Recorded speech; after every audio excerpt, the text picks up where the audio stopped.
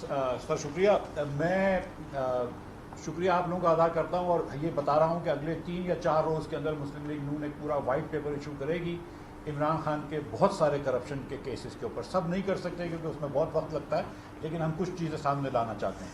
لیکن ابھی میں یہ بات کرنا چاہتا ہوں جو کل علیم خان نے بات کری ہے, اس سے پہلے ہم لوگوں نے بات کری ہے, مریم نواز شریف صاحبہ نے بھی بات کری ہے, اور وہ فرح گجر یا فرح خان کی کرپشن کی ہے کہ جس نے ہر پولیس والے کی ٹرانسفر پوسٹنگ پہ پیسے لیے ہیں, ہر ڈی سی کے ٹرانسفر پوسٹنگ پہ پیسے لیے ہیں, ڈسٹرکٹ فوڈ کنٹرولرز کے ٹرانسفر پوسٹنگ پہ پیسے لیے ہیں, پنجاب حکومت کے سیکٹریوں کے ٹرانسفر پہ پیسے لیے ہیں.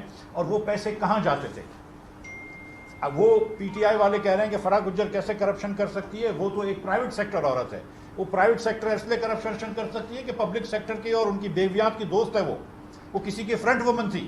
بزدار بھی کسی کا فرنٹ مین تھا. بزدار کے پیچھے کون تھا؟ جب علیم خان بتا رہا ہے کہ میں نے بتایا عمران خان کو کہ بزدار کرپٹ ہے اور عمران خان نے رکھا ہے, تو بزدار کس کو پیسے دے رہا تھا؟ فرح گجر کس کو پیسے دے رہی تھی؟ وہ لوگ بھی تو, مالکان بھی تو سامنے آئیں گے نا. اگر فرح گجر نے کل تصویر آئی ہے پنجاب حکومت کے جہاز میں وہ جا رہی ہے, اس کے ہاتھ میں جو بیگ تھا, اور یہ میں آپ کو بتا رہا ہوں $90,000 کا, یعنی کہ 1,62,00,000 روپے کا بیگ لے کے جا رہی ہے. یہ وہ حکومت ہے جس نے, جو آج مصدق ملک نے بات کری کہ روپے کو اٹھانے کا کر دیا.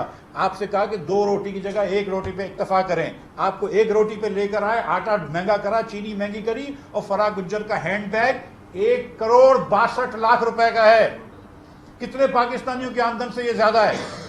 اور میں ویسے ریکویسٹ کرتا ہوں, میرے ایک ہمارے میمن بھائی ہیں, میرا دوست ہے, اس کے چینل پہ کہ میری بھی تھوڑی سی دکھا دیا کرو. 5 دن سے 8 دن سے آپ ہم کو غدار بول رہے ہیں آپ کے چینل پہ, آپ کے اینکر, تو تھوڑا سا ہم لوگوں کو بھی دکھا دو اور ذرا سا ہلکا ہاتھ رکھو غدار بولنے پہ. یہ وقت چینج ہونے والا ہے. اور اس لیے میں ساتھ ساتھ یہ بھی کہنا چاہ رہا ہوں کہ کیبنٹ آفس نے آج تک عمران خان کی یہ جو نیا ابھی جو وزیر اعظم بنا ہے ٹیمپرری, اس کے نوٹیفیکیشن نہیں دیا. تو عمران خان اس وقت جعلی وزیر اعظم ہے اور بزدار جعلی سی ایم ہے. تو میں یہ وارن کرنا چاہ رہا ہوں C M to the secretary to the prime minister کو, اور secretary to the C M کو, اور پنجاب کے حکومت کے افسران کو, کہ ایک کاغذ نہیں پھاڑنے دیں گے آپ بزدار کو, ایک کاغذ ضائع نہیں کرنے دیں گے. یہ سارا ریکارڈ ہے جو سامنے آئے گا.